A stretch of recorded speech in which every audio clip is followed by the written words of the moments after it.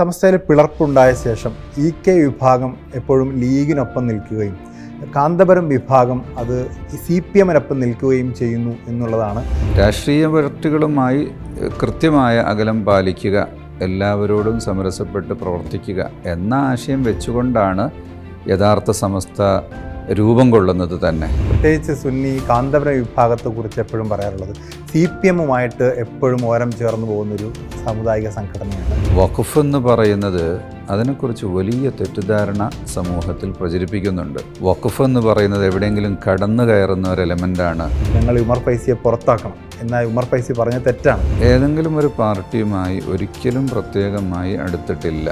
അത് ഇത്രയും കാലം പരമ്പരാഗതമായി CPM-നായിരുന്നു ആ പിന്തുണ എന്ന് പറഞ്ഞാൽ അങ്ങനെ ഒരു പ്രത്യേക പാർട്ടിക്ക് പിന്തുണ എന്നത് ഉണ്ടായിട്ടില്ല. പണ്ഡിതന്മാരാണ് ആത്മീയ നേതൃത്വം എന്ന് പറയുന്നത്. അത് പക്ഷേ പരമ്പരാഗതമായി കിട്ടുന്നൊരു ആത്മീയ നേതൃത്വം ഉണ്ടല്ലോ. പരമ്പര എന്ന് പറയുന്ന അറിവിലൂടെയുള്ള പാരമ്പര്യമാണ്, കുടുംബ പാരമ്പര്യമല്ല. ഒരു മുസ്ലിം നാമധാരിയായ പെൺകുട്ടി നൃത്തം ചെയ്യുമ്പോൾ അവരുടെ വസ്ത്രധാരണത്തിൽ ഒരു മാറ്റം വരുമ്പോൾ, നിർദ്ദിഷ്ടമായിട്ടുള്ള വസ്ത്രധാരണം ഇല്ലെങ്കിൽ മിക്കവാറും ഗവൺമെൻറ് ഏതാണോ അപ്പോൾ ആ ഗവൺമെൻറ്റിനെ നോക്കിയിട്ട് പറയും ഇവരാ ഗവൺമെൻറ്റിൻ്റെ കൂടെയാണ്.